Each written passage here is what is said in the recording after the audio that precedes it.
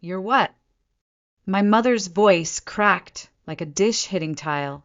She stood frozen at the edge of the kitchen, her hand still dusted with flour from the cinnamon loaf she had been kneading just moments before.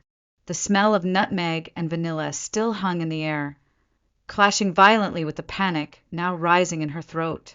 "I'm pregnant," I said again, quieter this time, as if volume could soften the blow. I held the test in my hand, two bold pink lines staring back like they were screaming. My chest tightened. I had rehearsed this moment, thought maybe I could explain it gently, walk them through it. But there was no easing into something like this. Not in the Whitmore household. Not with parents like Gregory and Linda. A chair scraped hard against the wood floor behind me. My father stormed in from the living room, the newspaper still crumpled in one hand. His face was already red. "Say that again." I didn't. He didn't wait. "You're pregnant?" "Jesus, Nora." His voice didn't even shake. It thundered. "What the hell were you thinking?" My mother gasped behind me, her hand flying to her mouth. She turned away as if my words were something filthy she couldn't look at. "How could you do this to us?" she whispered, and then louder, shrill now. "Do you have any idea what people will say?" "I didn't mean," I began, but my father's fist slammed the table. "Shut your mouth. You've shamed us. After everything we've given you, this is how you repay us." I could feel the walls of that neat little kitchen closing in. My breath was shallow. I looked at them, these people who had raised me, lectured me on morality and obedience, who preached about keeping up appearances, and I realized in that moment I didn't belong here anymore. "If you think we're going to help you raise someone else's mistake, think again," my father snapped, pushing his chair back so hard it nearly toppled. "You made your bed, Nora. Now lie in it. Get out." I stared at him, stunned. "You're kicking me out?" Just like that. "You are not my daughter," he said, each word landing like a blade. "Not right now. Not anymore." The floor beneath me didn't shake, but it might as well have. I didn't scream. I didn't plead. I just turned and walked upstairs, my ears ringing with silence and shame. I met Brady Carter when I was 16. He had the kind of smile that could light up a hallway, the kind of voice that made you lean in closer, even when you didn't need to. He played midfield for the varsity soccer team.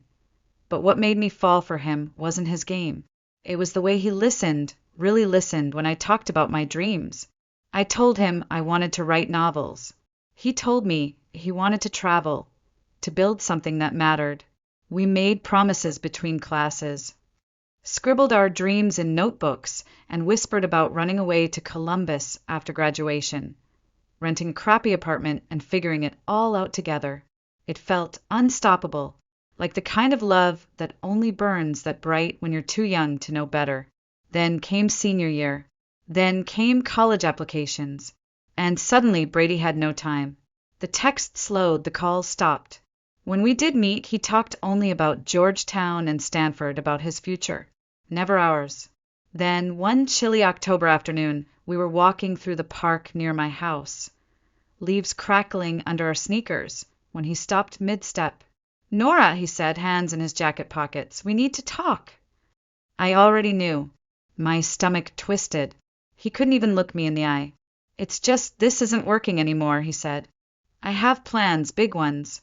And this," he gestured vaguely between us, "it's holding me back." I opened my mouth to argue, to remind him of everything we'd said, all we'd planned. But when I met his eyes, they were already gone. "I'm sorry," he said. And that was it. He walked away without turning back. The wind picked up. My scarf slipped from my neck, but I didn't feel the cold. I just stood there in the dying light, arms wrapped around myself like it could hold me together. A week later, I was in the bathroom staring at the test in my shaking hands. And just like that, all the plans we'd made were gone. All the love, the laughter, the late-night phone calls gone. All that was left was me and two pink lines, and the sinking certainty that I was now completely, devastatingly alone. I packed in silence. There wasn't much to take. A few shirts, a worn-out hoodie, my old journal with the frayed edges and dried-out pen still clipped to the front. I stuffed them all into my duffel, careful not to cry too loud, even though there was no one left to hide my tears from. Downstairs, I could hear the low murmur of my parents' voices, tense, clipped, like they were talking about a stranger who'd just committed a crime inside their home. That stranger was me. The hallway outside my bedroom looked different that night. Colder, dimmer, like even the light bulbs were ashamed of me. I paused outside my door one last time, hand brushing the frame like it could give me strength. That's when I saw it, the family photo from 2 Christmases ago. Me, standing between my parents, all of us wearing matching red sweaters. I stared at it for a moment, then turned the frame face down and walked away. No one stopped me at the front door. No one even looked up when it clicked shut behind me. The October air bit at my skin. The street was quiet, just the occasional rustle of wind in the trees. I walked down the front steps, my breath fogging in the cold. It was almost midnight, and I had nowhere to go. Brady hadn't replied to a single message since the breakup. I'd texted him after the test, after the fight with my parents, after I got thrown out. Nothing. It was like he'd evaporated.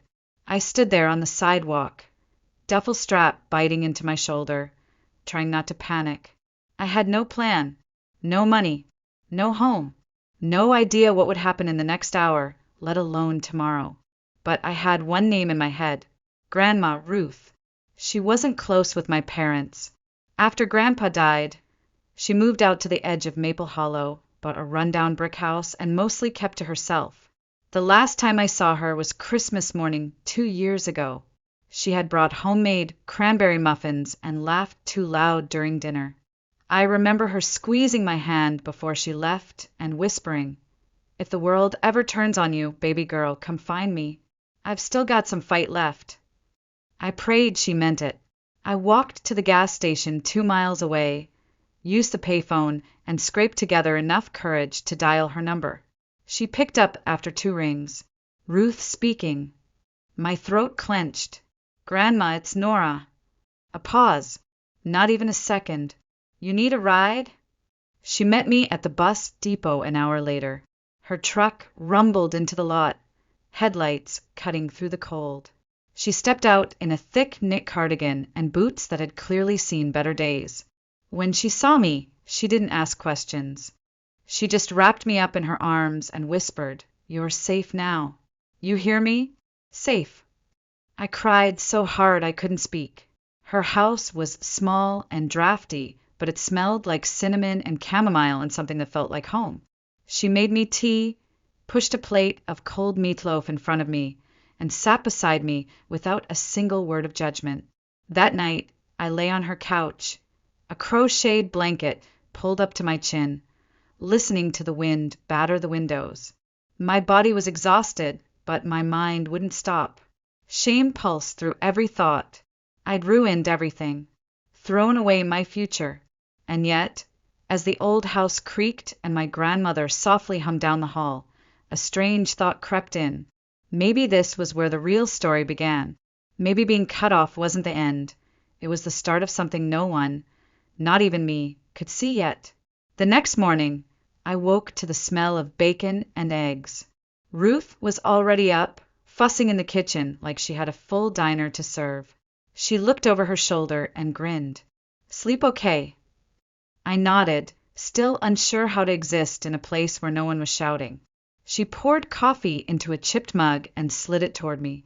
"We'll figure this out, you and me," she said matter-of-factly.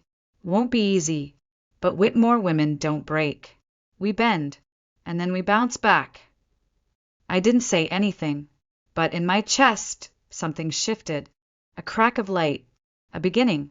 The days blurred into one another.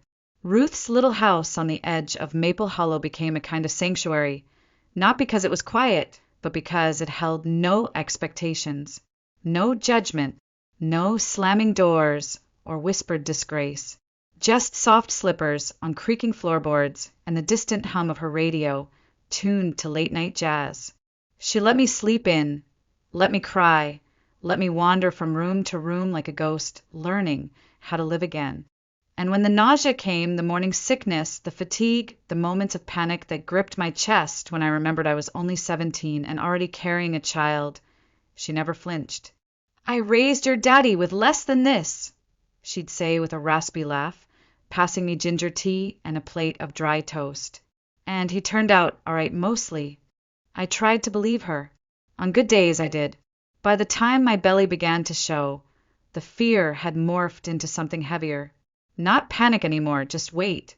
Literal and emotional. I spent long afternoons sitting on the porch swing, staring out at her frost-bitten rose bushes, wondering what kind of mother I was about to become. Would my child hate me for bringing them into the world like this? Would I be enough? Ruth never let those thoughts linger for long. "You got out," she said one night as we folded laundry on the couch. "You walked out of that house with nothing but your name and your baby. That's not weakness. Nora, that's power most people never find." I folded a onesie slowly, trying not to cry. It was in that tiny, cluttered house that I began to rebuild, not in grand gestures, but in little things. I got a job waitressing at a local cafe, Mabel's, a squat brick diner at the corner of Elm and Third. It wasn't glamorous. It barely paid, but it was something. A place to be useful. A way to scrape together a future 1-nickel tip at a time. Ruth gave me rides when I was too nauseous to walk, packed me leftover pot roast in Tupperware, and stayed up late reading baby books aloud in her crackling voice like it was scripture. We didn't talk about my parents. Not really. Every so often she'd mention them, in clipped, bitter tones, and I'd flinch, but she never pushed. She knew better than anyone what kind of man my father was, what kind of silence my mother had chosen. I was 6 months along when we picked out the name. We were sitting in the garden, bundling dried lavender into sachets to hang in the closets, when Ruth looked at me and said, "What about Micah?" The name hit me like a gentle gust of wind. "Micah," I repeated. "It's soft." "It's strong," she corrected. I smiled. He came in the middle of August, on a Tuesday morning so hot and thick it felt like the air itself was sweating. I was rinsing dishes in the kitchen sink when the first contraction hit. Sharp and low and unmistakable. I doubled over, hands gripping the edge of the counter. "Grandma!" Ruth burst through the back door in seconds, tossing her gardening gloves aside, keys already in hand. "Let's go, girl," she said, guiding me toward the truck. "This little man's on his way." The birth was long and hard and messy, just like every truth worth holding. But when they placed him on my chest, warm and wet and crying with a voice that already demanded the world take notice, I forgot every minute of the pain. "You're my joy," I whispered, brushing a finger down his cheek. "My secret." Micah, tiny fists clenched, eyes blinking up at me like he knew exactly who I was. Across the room, Ruth stood with her arms crossed and her face softening into a smile that almost cracked open the sky. "Well," she said gruffly, "he's got a head full of hair and a scream that could wake the dead. Definitely one of us." I laughed, a real laugh, shaky and broken and real. And in that small, sterile hospital room, with the hum of machines and the scent of antiseptic, I understood something I hadn't before. I wasn't just a girl who'd been cast out. I was a mother now, and that meant I had something to fight for, something no one could ever take from me again. Raising a child on waitress wages isn't romantic. It's survival. It's math that never quite adds up. Gas money or diapers, electric bill or formula. It's clipping coupons at midnight and praying your kid never realizes how close the line is between barely enough and nothing at all. Micah never knew. Not really. He thought grilled cheese sandwiches and second-hand picture books were the stuff of kings. He thought Ruth's garden was a jungle, and the creaky porch swing was a rocket ship. He never saw the way my hands blistered from washing dishes at Mabel's, or how I cried in the walk-in freezer, because tips were short that week.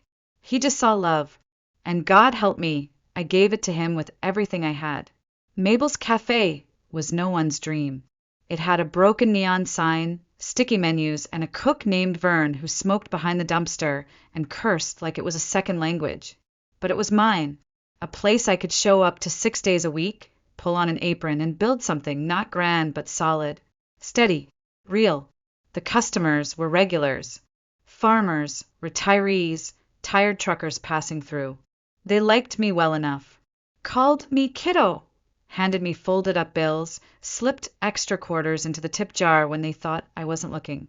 But no one ever looked at me like I was more than the girl behind the counter, until the day I spilled coffee on a stranger in a suit that probably cost more than my rent.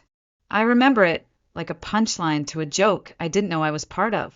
It was a Tuesday, late afternoon, summer, heat pressed through the windows like a second skin. The diner was quiet, just the hiss of the fryer and a fan trying its best. I was rushing with 2 pots of coffee when my foot caught on the corner of a chair.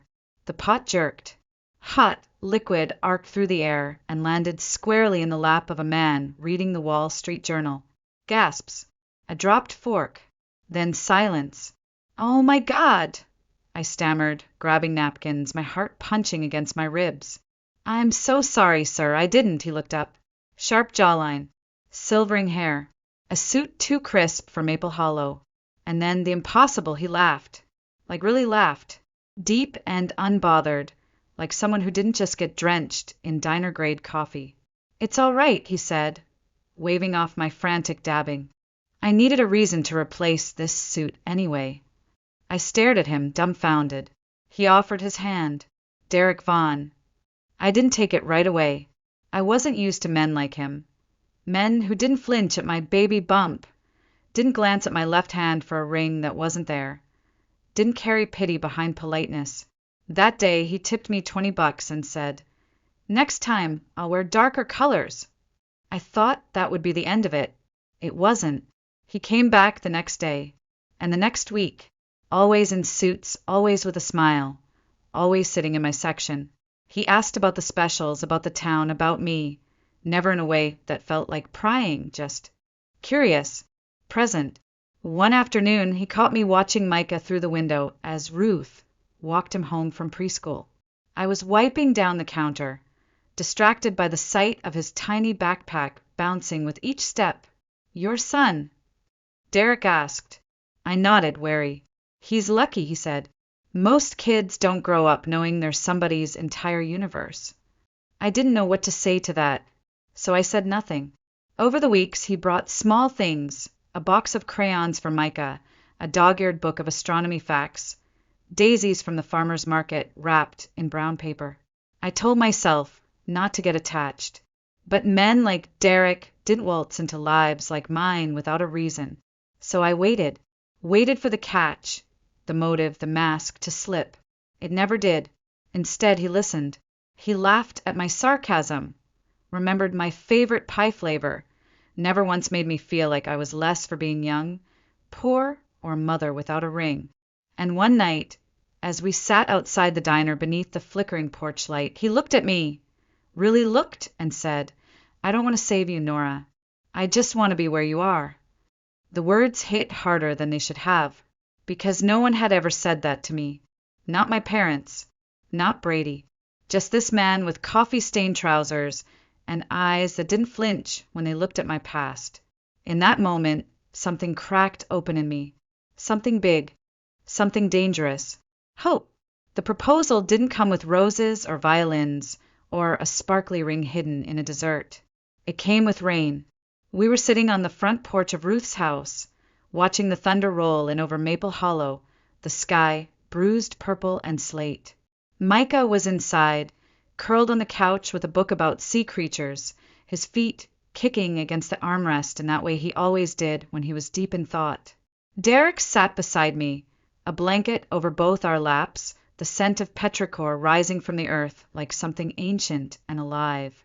He hadn't said much that evening, just held my hand quietly, his thumb brushing the back of mine like it meant something.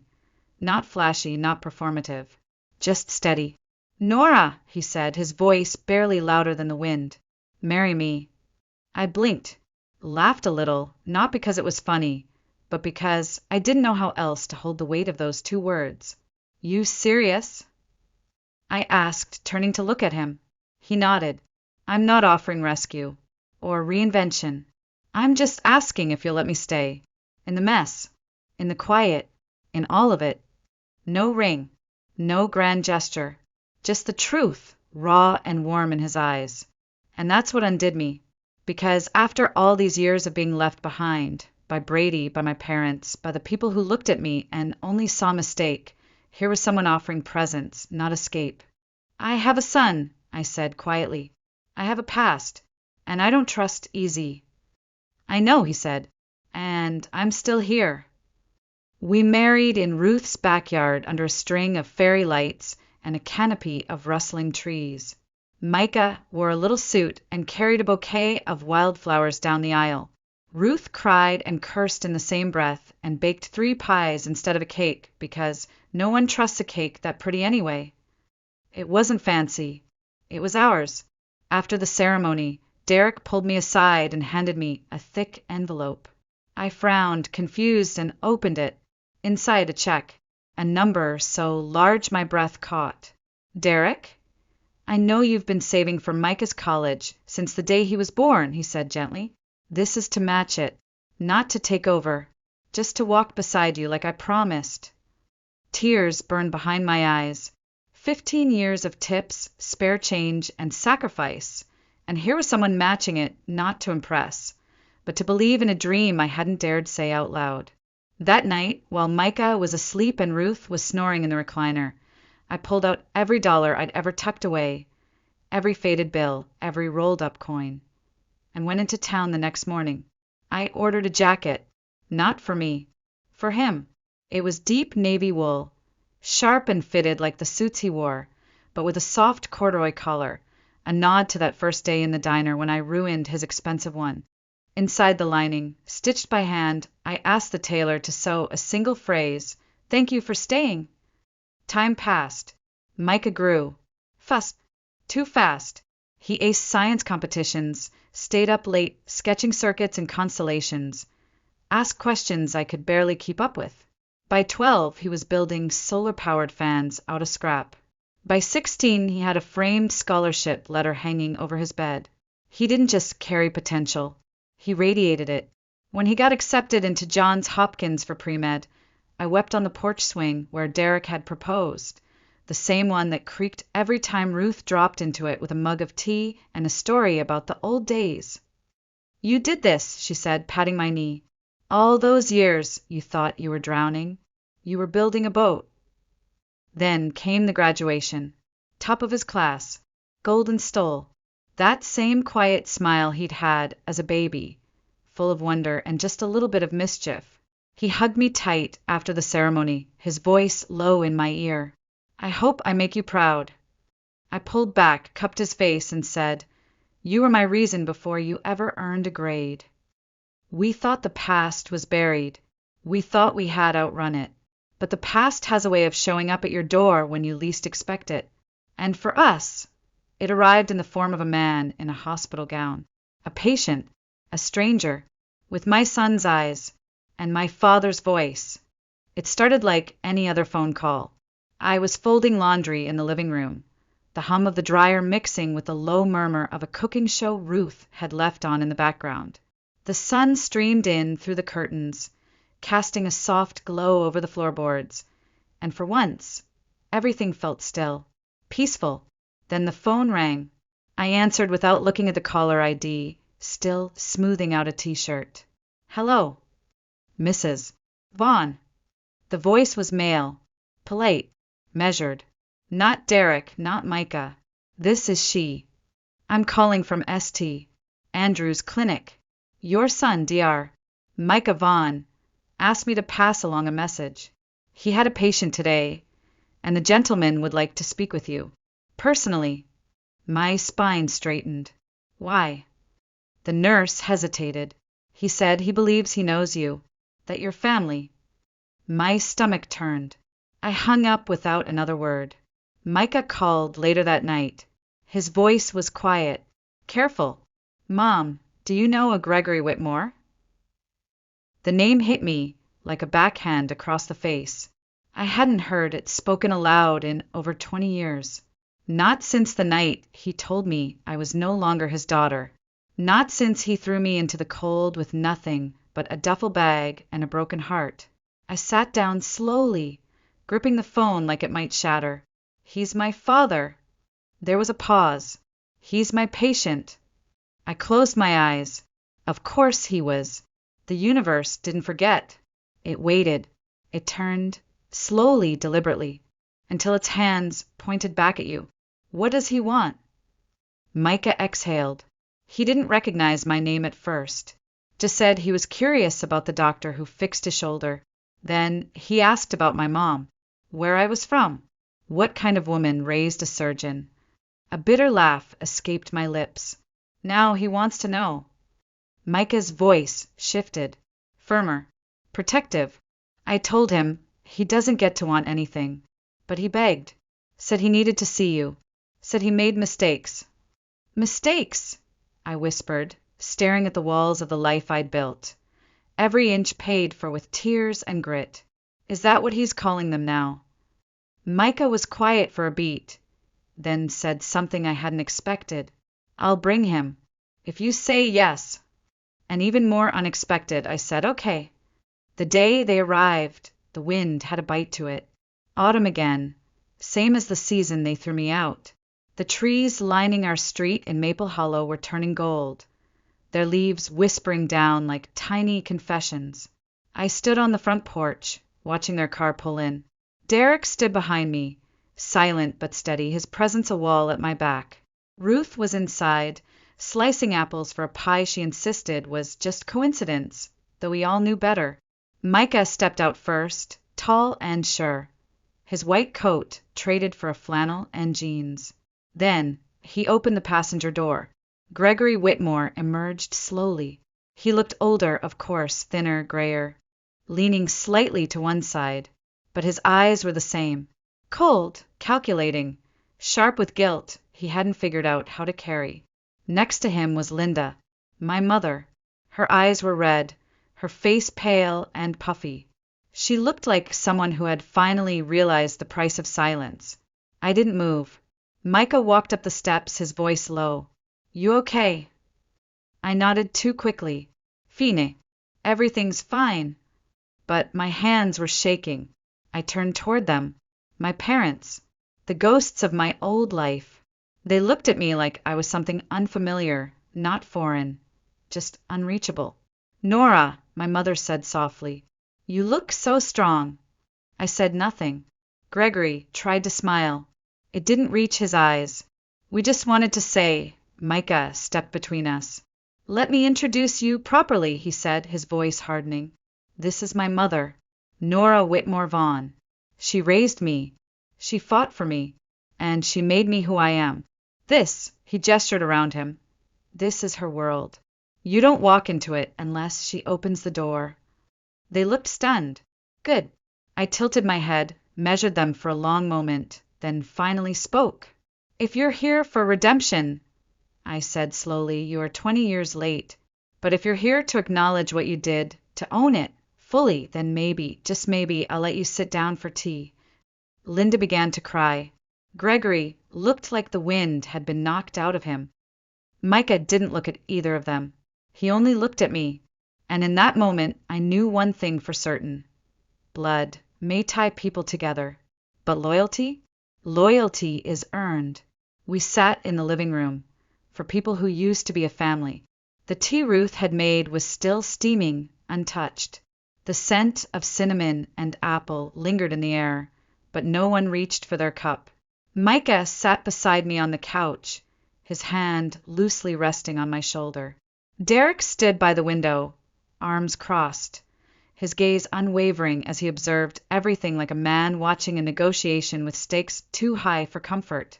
Ruth, bless her, stayed in the kitchen, slicing fruit like she didn't hear every word through the thin walls of the house she'd fought to keep warm all these years. Gregory and Linda sat perched on the edge of the love seat like the cushions might reject them. Neither one of them spoke at first. I let the silence stretch. I'd waited 20 years for this moment, they could wait a few minutes longer. My father was the one to finally break. Nora, I came to say I was wrong. About everything. We both were. His voice was lower than I remembered, raspier, as if guilt had frayed it at the edges. I stared at the steam rising from his tea, curling like smoke from a fire long put out. You didn't just make a mistake, he continued. You made a life. You made a son. And from what I see, you've raised him into a man any father would be proud of. Linda nodded silently beside him, eyes damp, fingers knotted together like prayer. I didn't answer right away. I didn't cry. I didn't scream. I looked at them the way a surgeon looks at an X-ray, analyzing the fracture lines, wondering if what's broken is even worth fixing. Micah is everything I never thought I deserved, I said slowly, my voice even. He's brilliant. He's kind. And he's the only reason I'm even listening to this. My mother opened her mouth, but I held up a hand. You don't get to rewrite what happened. You don't get to call it a misunderstanding or a lapse in judgment. You abandoned me when I was 17 and pregnant. You left me with nothing but a duffel bag and the echo of a slammed door. You didn't just break my heart, you buried me. And now you're here, 20 years later, asking to share a table you tried to burn down. Linda sniffled, her voice barely above a whisper. We didn't know how to fix it. We didn't know how to reach you. I tilted my head, the anger cold in my chest, not blazing anymore, just steady. You didn't try. You knew where Ruth lived. You knew where I worked. You just didn't want to look bad to your friends in town. You chose your pride over your daughter. And now you want your grandson to look at you like you're something other than strangers. Gregory looked away, shame finally catching up to him. I was scared. I didn't know how to handle it. I thought I was doing what was right, teaching you a lesson. I laughed then, a bitter sound that cracked through the room. You taught me a lesson, all right. You taught me that love has limits, that home isn't a place you can count on, that the people who are supposed to protect you might be the ones who throw you to the wolves. I took a deep breath, let the silence settle again, and then leaned forward. But here's what you don't get. I didn't just survive what you did to me. I built a life from it, a damn good one, with a husband who respects me, with a son who knows what unconditional love actually feels like, with a family who chose me. And I am not going to let you walk in here and poison that with regret, dressed up as reconciliation. Micah looked at me, eyes wide but proud. He didn't interrupt. He didn't need to. This was my reckoning, my moment, my choice. I finally turned to him. Do you want to get to know them? I asked softly. He paused, looked between me and the people who once left me for dead. I want to know the whole story, he said, but I already know who my family is. Then he reached over and took my hand again, and for the first time in 2 decades, the weight on my chest eased just enough for me to breathe. I stood. You may stay for tea. You may ask questions, but you don't get to rewrite history. Not in this house. They both nodded, subdued. Derek finally uncrossed his arms and moved toward me. You okay? He murmured. I nodded. I'm better than I've ever been. Outside, the wind rustled the marigolds in Ruth's garden, carrying the sound of peace hard-earned. The rest of the visit unfolded like a truce in a war no one had really won. My parents stayed for tea. They asked questions, soft, cautious ones, about Micah's childhood, about his schooling, his favorite books. I let them. I answered when I felt like it, deflected when I didn't. There were long silences between sentences, but no one filled them with fake warmth or second-hand apologies. Ruth didn't join us, but I caught her peeking in once from the kitchen door, eyes narrowed like a hawk watching wolves near her den. Derek stayed seated close, not possessive, but protective in the quiet, grounded way only he knew how to be. At one point, Linda pulled a folded envelope from her purse. These are some photos of you when you were little. I thought you might want them. I took it, placed it on the coffee table, and didn't open it. I wasn't ready to look at a girl who still thought love was permanent just because it shared her last name. Gregory tried again later to offer some explanation, some diluted version of accountability. We didn't know how to handle it, Nora. You were always our pride, our perfect girl. And when you came home with news we didn't know how to face, we failed. I failed. I didn't interrupt. I just looked at him, really looked, and said, "You didn't fail because you made a mistake. You failed because you left me to pay for it alone." When they finally stood to leave, Linda hesitated at the door. "Do you think we could see you again? Maybe talk more next time?" I didn't say yes. I didn't say no. I simply held the door open and replied, "That depends on whether you're coming back for me or for your own guilt." She nodded, eyes stinging with the answer she didn't want to hear, and then they were gone. Micah lingered at the window long after their car had disappeared down the street. His arms were crossed, his posture thoughtful, not tense.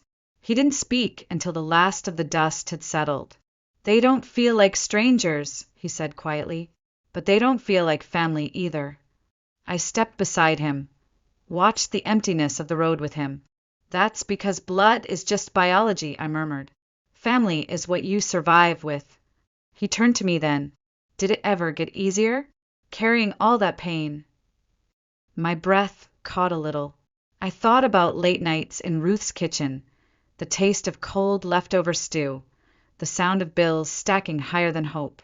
I thought about Derek's hand on mine the night he proposed, about Micah's first day of kindergarten when he didn't look back, not even once. I thought about waking up each morning with more resolve than rest. "No," I said truthfully, "but it made me stronger than I ever knew I could be." Micah nodded slowly. "I want to know more. About who you were, who you had to become." His words weren't invasive. They were a gift. He wasn't asking to unearth the past out of curiosity. He was asking to honor it. So I told him. That night, with Ruth snoring in the recliner and Derek dozing in the armchair with a book on his chest, I told Micah the truth. Not just the timeline, but the texture of it, the fear, the nights I cried so hard I thought I'd go deaf, the anger, the pride, the way his first laugh in the hospital room had felt like church bells ringing in my chest. He listened without interrupting, like the scientist he was, gathering data to better understand the miracle in front of him. When I finished, he didn't hug me right away. He just whispered, "You didn't just raise a doctor, Mom. You raised a witness." I smiled then, tired but at peace. That's all I ever wanted. Later, when the house was quiet again, I stood alone on the porch. The wind had picked up, stirring the trees that lined Ruth's garden. The sky above Maple Hollow was endless and dark, dotted with stars that hadn't changed in 20 years, even though I had. I closed my eyes and let the air wash over me, and for the first time in my life, I didn't feel like I had something to prove. I had my son. I had my home. I had survived the kind of abandonment that should have broken me. And now, I had boundaries, not to keep people out, but to protect everything I had fought like hell to build. People think the worst kind of pain is being left behind, and for a while I believed that too. But I've learned something far quieter, far sharper. The worst pain is being erased, told that your worth ends where someone else's comfort begins, that your voice doesn't matter, that your love is conditional, disposable. They tried to erase me. My own parents, the boy who once promised forever, even the town in its small, suffocating way, tried to reduce me to a cautionary tale. But I didn't disappear. I endured, and in that endurance, I built something stronger than any apology could ever replace. A home, a son, a life where love isn't withheld like a privilege, but given like breath, freely, fully, without fear. Forgiveness? It's not a door I owe anyone. It's a garden I choose to tend on my own terms with my own hands, and sometimes it stays locked, not out of cruelty, but out of self-respect.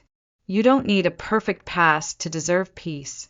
You don't need blood to define family.